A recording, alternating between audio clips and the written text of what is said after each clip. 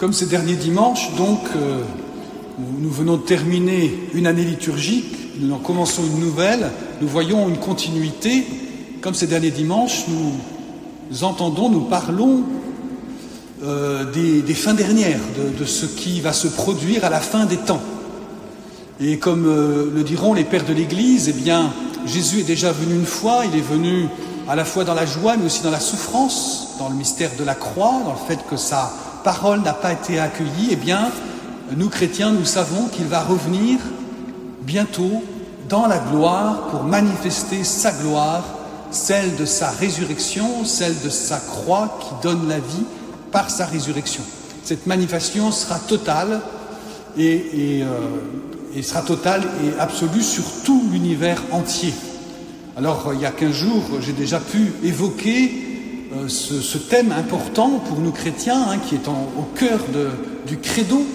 C'est vraiment, ça fait partie d'un élément de notre foi qui n'est pas suffisamment cru, vécu même d'une certaine manière, et puis un peu comme la résurrection des corps, puisqu'il paraît que beaucoup de chrétiens ne croient pas à la résurrection des corps. Voilà.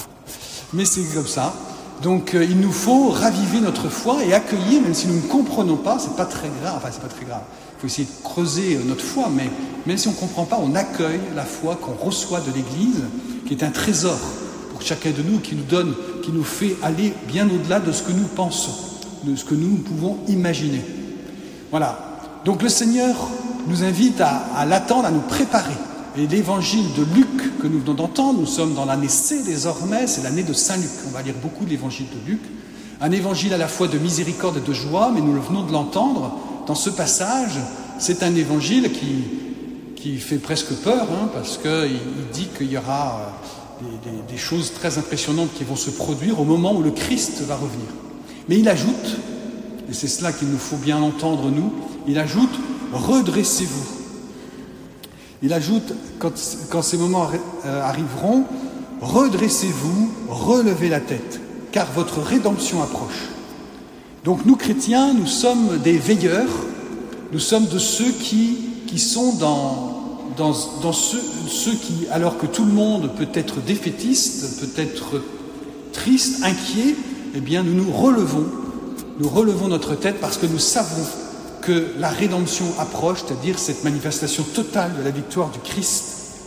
Donc Jésus est là pour nous soutenir notre morale, il est là pour nous aider à vivre notre vie, non pas comme les prophètes de malheur, mais vraiment comme ceux qui savent que Dieu a gagné, que la vie a gagné, que le bien a gagné. Alors comment faire pour rester dans cette attitude? Personnellement, eh bien, l'Évangile, la liturgie de ce jour, nous donne des pistes, nous guide, évidemment. Déjà, l'Évangile nous dit « restez éveillés », c'est-à-dire restez comme des croyants, soyez des veilleurs. Ne vous endormez pas en vous disant que les jours se succèdent aux autres et que finalement la vie est une histoire finalement bien banale. Chacun, on a notre vie, on naît un jour, on grandit, et puis un jour on vieillit, et puis on meurt. Voilà. Mais ne vivons pas cela comme ça, mais au contraire, restons éveillés, soyons dans l'attente, soyons des veilleurs. C'est la raison pour laquelle, déjà depuis plusieurs années, sur la paroisse, est proposé les messes du temps de l'Avent, du samedi du temps de l'Avent, qui sont les messes des veilleurs, justement, de ceux qui vont veiller. Et donc, il y aura la messe à 7h30 dans la cathédrale, alors que le soleil ne sera pas encore levé, pour exprimer symboliquement que nous sommes en attitude de veille. Nous ne nous laissons pas aller par le temps, mais nous sommes dans une attitude de veille, nous attendons le Seigneur. Cette messe sera précédée par les laudes pour ceux qui le souhaitent à 7h. Donc, si vous pouvez y participer, c'est bien, parce que ça nous aide à vraiment entrer dans la grâce de ce temps de l'Avent. Et ensuite, il nous dit, Jésus nous dit dans l'Évangile aussi, tenez-vous sur vos gardes. Tenez-vous sur vos gardes. Donc, soyez des veilleurs, mais tenez-vous sur vos gardes de peur, de crainte que votre cœur ne s'alourdisse par les beuveries, l'ivresse ou les soucis de la vie. Alors, je ne sais pas par quoi vous êtes concernés. Beuverie, ivresse, voilà, je ne sais pas. On ne va pas lever le doigt. Hein. Mais les soucis de la vie, peut-être plus. Les soucis de la vie, ça peut vraiment nous préoccuper à un tel point qu'on n'est plus veilleur. On est écrasé, on est assoupi, on n'arrive plus à veiller. Hein. Donc Jésus nous met en garde. Et là est un point important. Les soucis de la vie, il faut les déposer au pied de la croix de Jésus, il faut les déposer au pied de l'autel, à la messe, il faut les déposer chaque jour dans notre prière pour que ce soit lui qui les porte et que ce ne soit pas nous qui portions tout seuls comme si nous n'étions pas croyants et comme si nous ne savions pas que Dieu est vivant à côté de nous. Voilà, donc ne nous laissons pas prendre par les soucis de la vie ou bien aussi les beuveries d'ivresse, qui est aussi une manière de dire, hein, dans le langage biblique, finalement tout ce qui... les plaisirs passagers qui vont nous faire oublier le sens ultime de nos vies. Hein, non pas que ce soit pas bon de se détendre, d'avoir des temps de fête, c'est pas de mauvaise chose, mais le but c'est pas d'oublier. C'est pas d'oublier les difficultés, c'est pas d'oublier je sais pas quoi. Mais il nous faut donc ne pas se laisser distraire, ne pas vivre que pour les distractions. Hein, le pape François a beaucoup dénoncé la société de distraction dans laquelle nous vivons. On dirait, à une autre époque, on aurait dit du pain et des jeux. C'est ce que demande le peuple. Mais nous sommes chrétiens. Ce n'est pas ce que nous cherchons. Nous cherchons vraiment à trouver notre joie dans notre foi chrétienne, parce que la foi chrétienne nous donne la joie. Et donc, ne nous laissons pas prendre, restons éveillés, tenons-nous sur nos gardes. Dans la lecture, dans la deuxième lecture, saint Paul, lui, nous dit qu'il nous faut déborder d'amour de plus en plus intense les uns pour les autres. Et ça aussi, c'est un point important. Jamais notre attention au Seigneur ne doit nous détourner de nos frères, sinon ce n'est pas une foi authentique. Donc c'est un point aussi de vigilance pendant le temps de l'Avent. Rester éveillé, c'est garder le souci de l'autre, se détourner de soi pour porter l'autre dans son cœur et l'aider dès que c'est possible. On ne peut pas sauver tout le monde, mais il faut savoir aider nos frères quand nous le pouvons, faire quelques sacrifices même pour cela. C'est important, c'est le signe aussi que nous sommes chrétiens et c'est aussi une manière d'alimenter notre foi chrétienne authentique. Et enfin, le dernier point, donc restez éveillés, tenez-vous sur vos gardes pour ne pas se laisser prendre par les soucis, l'amour du prochain et puis priez en tout temps. Ça, c'est très présent dans l'évangile de Luc, qu'on va lire cette année, prier en tout temps. L'attitude de prière. J'aurai l'occasion donc, alors je ne sais plus quand, bientôt, peut-être cette semaine même, de faire un petit enseignement sur la prière, pourquoi on prie, pourquoi prier. Ça ne sert à rien. Je parlais du souci du prochain, certains m'ont dit autrefois, moi vous savez, moi je prie pas trop, mais par contre je m'engage dans telle ou telle association. Alors en fait c'est pas de la concurrence.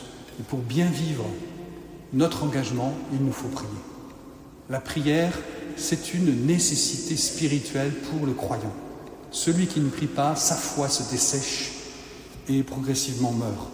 Donc je vous inviterai à vraiment ne pas négliger cette dimension de la prière.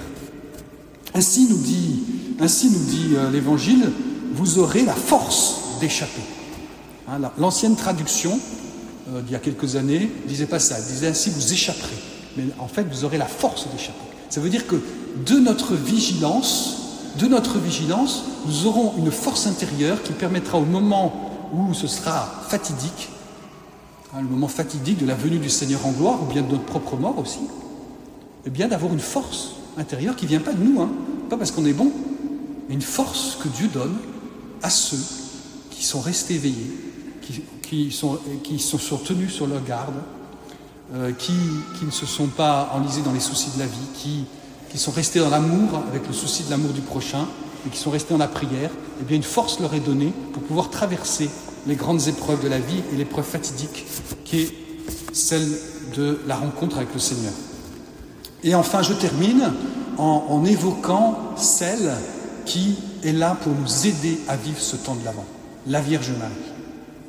Nous avons la chance sur la paroisse, le 9 décembre, nous allons consacrer la paroisse. Plusieurs d'entre nous vont aussi s'offrir à Jésus par les mains de Marie. Eh bien, c'est une démarche importante, se confier à Marie, tout passer par Marie. Je vous invite, si vous pouvez, participer à la messe du 9 décembre, un lundi soir, qui est la messe de l'Immaculée Conception, à 19h, pour faire cette démarche. Et puis, je vous invite aussi, si vous le pouvez, à participer au film qui sera diffusé au Triskel, au cinéma Triskel de Luçon, lundi prochain, donc lundi 2, à demain à 19h. C'est ça, hein, demain, oui.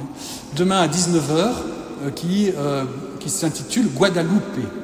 Et c'est je vous encourage, je n'ai pas vu le film, hein, mais je sais que ce lieu d'apparition est un lieu étonnant, qui est très très touchant, où Marie apparaît pendant le temps de l'Avent, donc pendant cette période, au Mexique, et elle apparaît enceinte, comme une femme enceinte qui attend son enfant.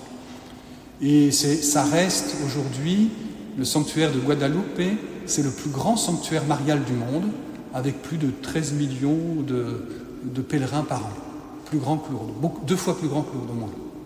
Toujours est-il que, si vous pouvez, c'est une manière aussi d'entrer vraiment dans le temps de l'Avent et prendre Marie avec vous, c'est de participer à ce temps.